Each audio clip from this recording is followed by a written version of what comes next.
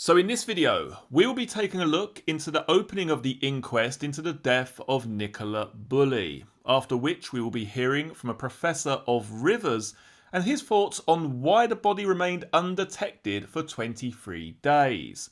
Lastly, we will take a look at a watchdog report into Lancashire Police, which was conducted 3 months before the disappearance of Nicola Bulley. I will also be sharing my own thoughts on where we stand with the investigation at the current time. At Miss Bulley's inquest opener, Preston Coroner's Court was told Surgeon Andrew Ian Edwards had examined her dental records which had been obtained by police from her dental surgery. Senior Coroner Dr James Aidley said, quote, "He examined a body that was located in the River Wyre near Rawcliffe Road in St Michael's-on-Wyre at 2:15 p.m. on February 20th.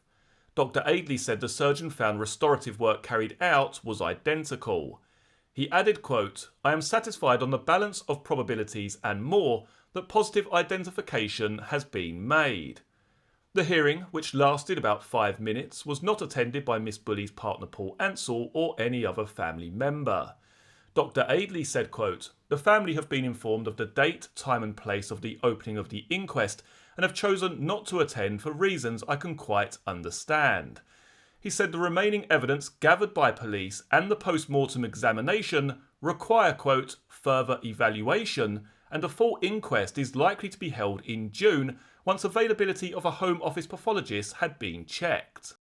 This will allow time to collate the facts of the case and allow the experts involved to finalise the findings from investigations that still need to be undertaken, the coroner said.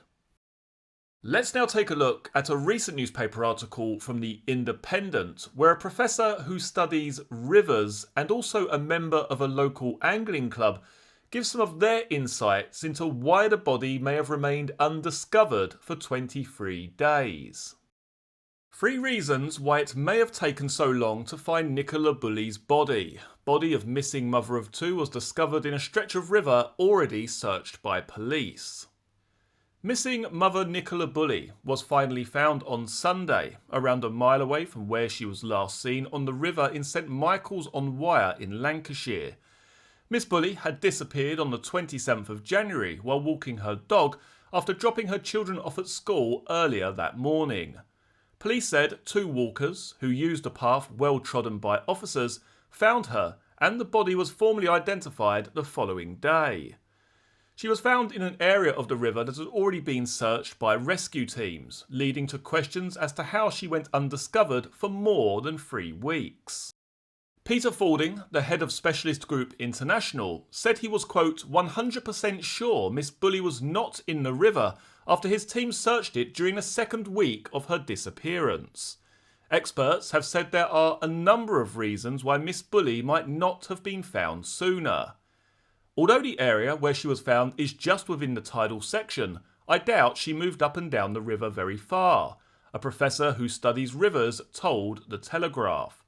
The professor, who did not want to be named, said he believed Miss Bulley was most likely in the same spot throughout the search operation.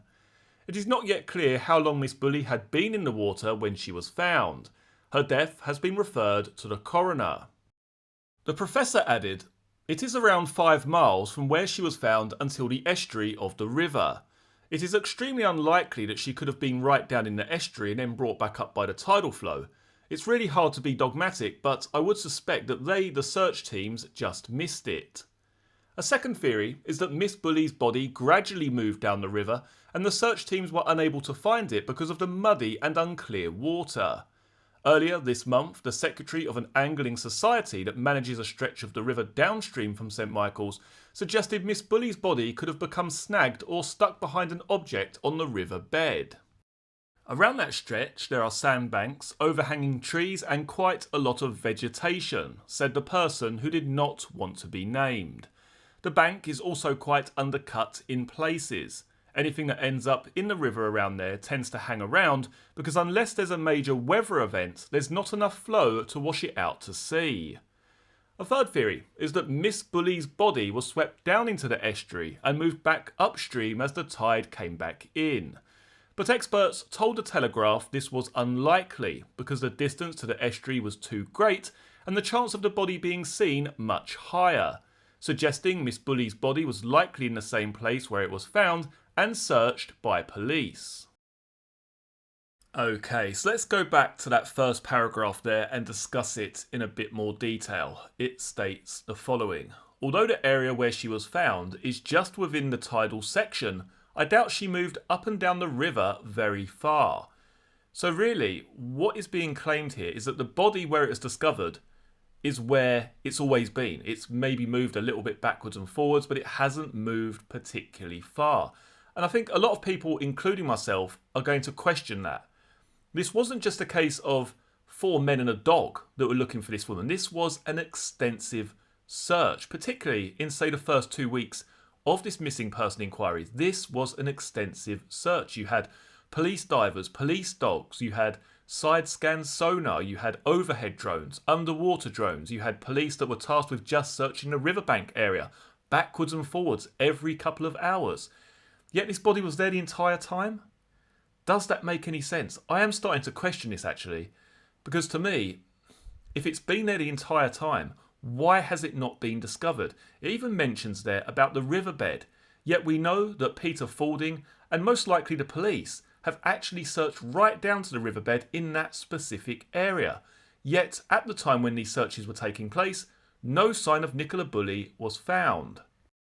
Now, let's just tackle that part regarding the riverbed where it states the following. Earlier this month, the secretary of an angling society that manages a stretch of the river downstream from St Michael's suggested Miss Bulley's body could have become snagged or stuck behind an object on the river bed. Again, that doesn't seem to make any sense to me because we had Peter Fording who turned up there and he said he'd searched the riverbed extensively. The riverbed was searched thoroughly. Not talking about the reeds, not talking about the tree line or on the bushes or the riverbank, anything like that. The riverbed. So I don't see how she could have become snagged or stuck behind an object on the riverbed itself. Yes, I could understand this if this was maybe 4 or 5 miles away from her last known location, but what, a mile away?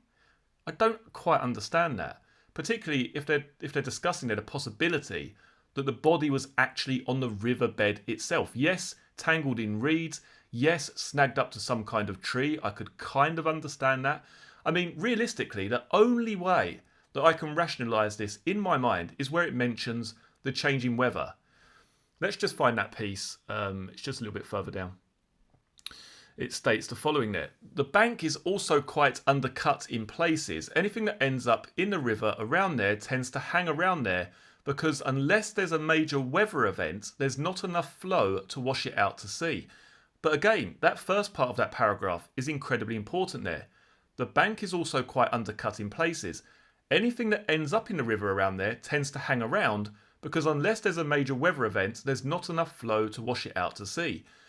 So it's hard to believe that this body has somehow travelled down from the bench and got stuck in that particular location. To me, it's either been there the entire time, which is looking a little bit suspicious, a little bit unlikely, I would say.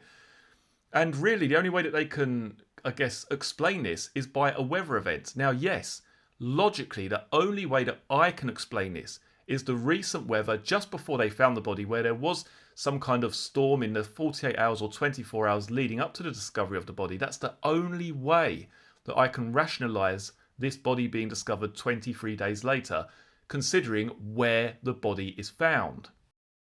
Now, let's quickly take a look at the following. I've shown this in previous videos. This is the river level, and you can see here that the day before the body is discovered, on the 18th, there was a big rise in the river level. Now, I believe this was down to some kind of storm which took place just before the body was discovered.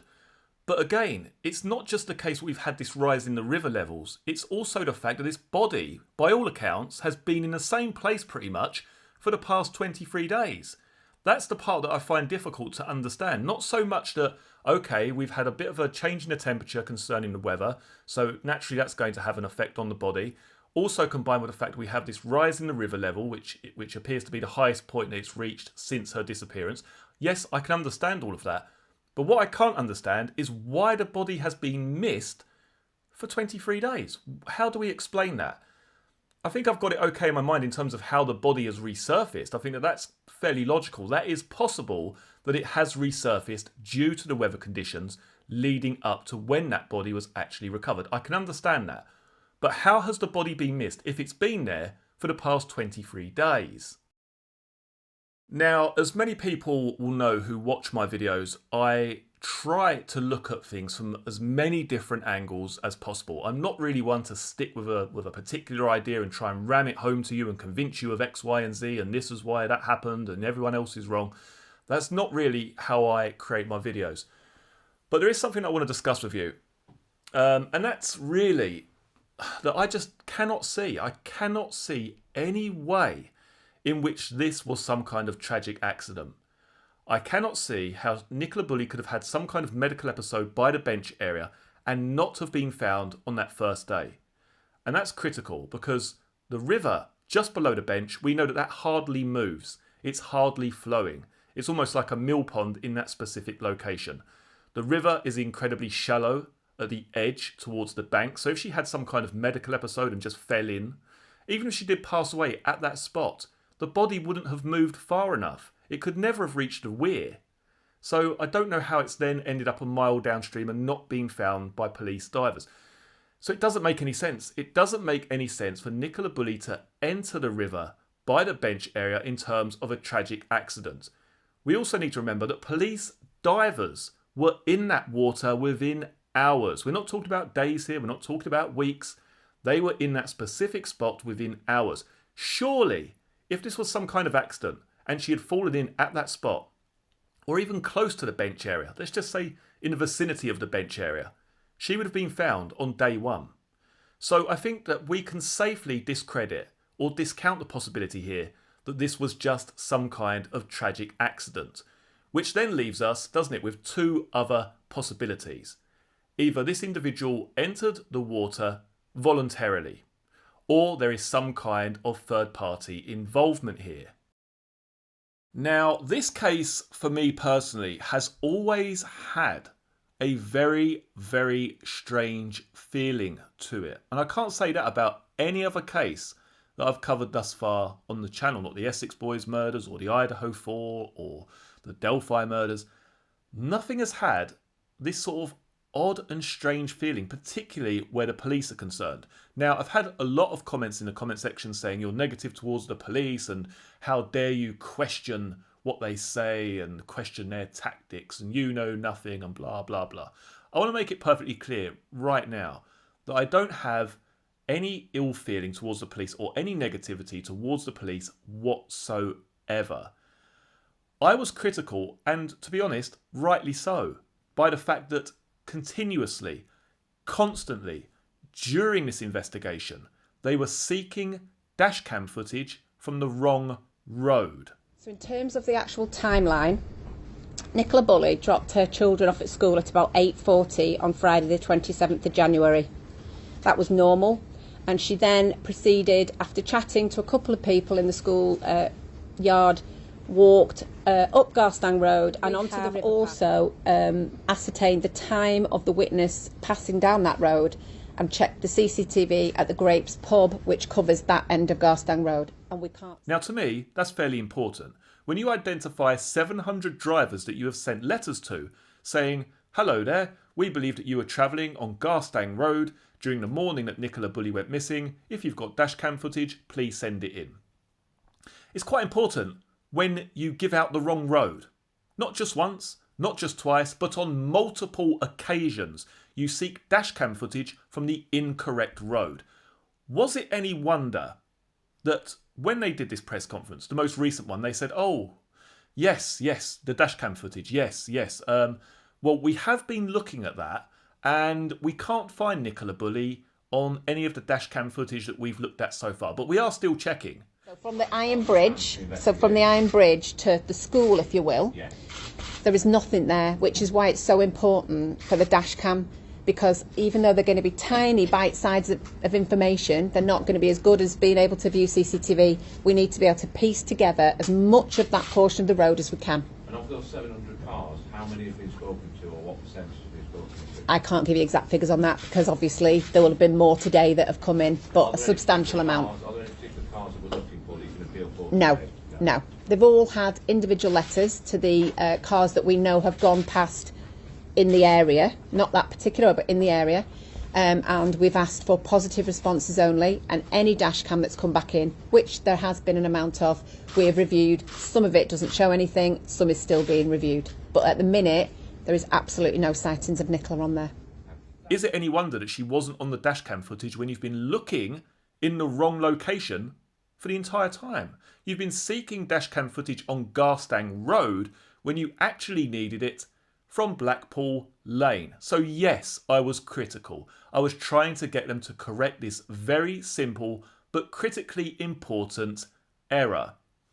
What I also found strange was the way in which they seemed to almost oversell what they actually did have. Oh, we've got this, we've got a lot of CCTV coverage. We've been very lucky. I'll play this clip for you in a minute, but I'm just going to do my own, interpretation. We've been very lucky during this investigation because we've got CCTV coverage at Rowan Water. We've got CCTV coverage at the Grapes pub, which we've just checked 2 weeks after she went missing. We've got a lot of CCTV coverage from areas that she's never been seen on before or walked on in the past. But I mean, yes, we've been, so lucky that we've got this information combined with our incredible eyewitness accounts that we also have. We've been able to piece together Nicola Bulley's walk. Actually, let's be honest here. The police had absolutely nothing. And I worked that out probably around 12 days, or maybe just in the first week of the disappearance. It became evident to me that the police weren't being very truthful and very transparent in terms of what they did have, evidentially speaking. Just moving on to CCTV, like I've said, we are really fortunate in this inquiry that we've been able to narrow down a lot of the witnesses in the area's movements and to some extent Nicola's. But we can't complete that totally. The area at the top of the field, Rowan Water, has CCTV that covers the gate that enters the field and the front of the site. That is working. The site managers have been cooperating with us and so supportive of this investigation at every stage. And we can say that Nicola has not entered that area or left. We can also say that nobody that we haven't traced and spoken to and discounted has left or entered Rowan Water. The second point on CCTV is Allotment Lane. Again, we've been really, really fortunate, despite it being such a rural area, that we've got numerous sites of CCTV on that road. And that is why we can be confident that Nicola has not gone down that road. Unfortunately, the main entrance and exit to the fields is via the river path, as we refer to it. And that river path goes back to Garstang Road. You can fork off slightly, which takes you at the back of the Grapes pub, which would bring you back onto the main road. But again, that is covered by CCTV, and we know she hasn't left via that entrance. So talking about the river path, this has always been, and we've made this really clear in previous briefings and bulletins, that this has been our focus.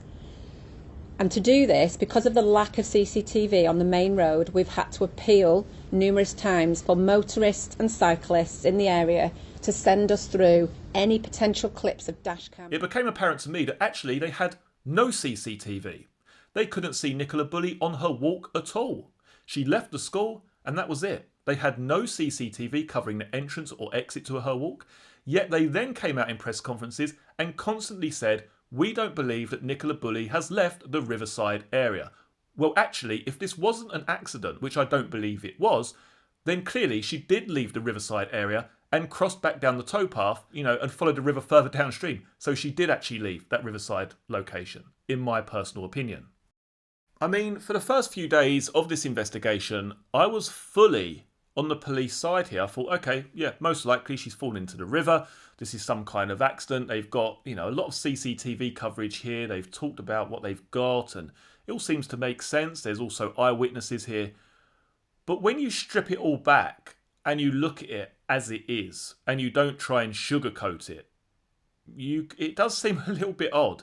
And I have to say that because I cannot see for the life of me why these individuals, as in the police, would come out with these big bold statements and sort of overstate what they have instead of just being completely honest. I mean, not once did they say, by the way, we don't have Nicola Bulley on her walk. Have you ever heard that? Have you ever heard that they don't have Nicola Bulley on CCTV anywhere? No, because they haven't mentioned that.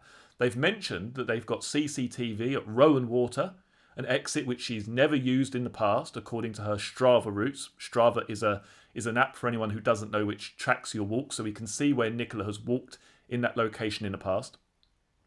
So we've got CCTV at Rowan Water, where she's never exited on her previous walks.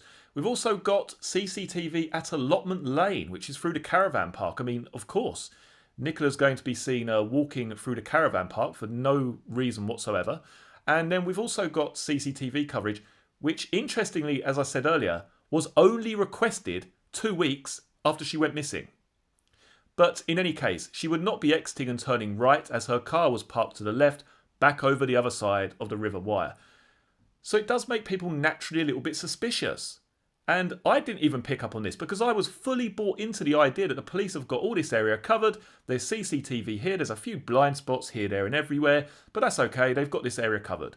When I actually took it upon myself to look at what they have and what they don't have, it then became apparent to me, hang on a minute here, this actually isn't right. They're not being completely transparent. Realistically, they don't have anything. They don't have Nicola Bulley on her walk at all, which then makes people question, how can you be so certain that she hasn't left the Riverside area? I mean, none of this investigation makes any sense. I mean, the body was found by someone who was clutching a bloody magic 8-ball, wasn't it? Or something, or a crystal ball, a psychic. I mean, the police didn't find the body. It was down to a medium of some description. None of this case makes any sense at this present time. I mean, obviously, clearly, we have to wait for the autopsy results, the toxicology results, but this case has been bizarre from day one. One question that I do have regarding this investigation is, did police actually put too much focus on the actual Garstang Road? The reason that I say that is because, do you not find it a little bit odd that it took police 2 weeks to seek CCTV footage from the Grapes pub, just down the road from where Nicola would enter her walk on Blackpool Lane? And in every press conference, we need dashcam footage from Garstang Road, Garstang Road, Garstang Road, anyone travelling on Garstang Road. She dropped her kids off at school and then walked along Garstang Road, which was completely and utterly incorrect. It was Blackpool Lane. I do wonder, why did it take police 2 weeks to seek that CCTV footage? Because if Nicola had left the towpath and she had turned right, then yes, she would have gone past the Grapes pub. Surely that would have been one of the first places that you seek information, that you knock on their door and say, have you seen this individual? Have you got CCTV coverage covering both sides of the pavement here? Which they did have. Yet it took them 2 weeks to actually seek that information. Now, why is that? Very strange, very odd case. So in summary, there are so many questions still unanswered at this point in time concerning the death of Nicola Bulley, at least in my own opinion. Could she have left the Riverside area?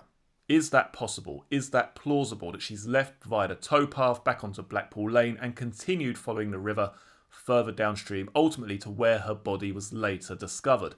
Could that body have been there for 23 days undetected? Is that also feasible, with all of the search efforts that were focused on that area during the first 2-week period of her disappearance? So anyway, these are my current thoughts as it stands concerning the case of Nicola Bulley. And as I mentioned earlier on in this video, the only way, literally the only way that I can rationalise this as some kind of natural occurrence in terms of the body being discovered where it was, is if this relates to the recent storm that transpired just before the body resurfaced. Is that a possibility? The rise in that river level, the rise and fall of the River Wyre just the day before the body was discovered, is that the pivotal key in why the body was discovered on the day it was, on the 19th? Does that make any sense? If it doesn't, then what are we looking at here? What are the other options? Could there be some sort of third-party involvement? Is that a possibility? Do leave your own thoughts, theories and suggestions down in the comment section below. I'll be sure to check those out. And as always, if you found this video helpful, please do subscribe and like the video down below. And I'll see you all again for the next one. Take care. Cheers.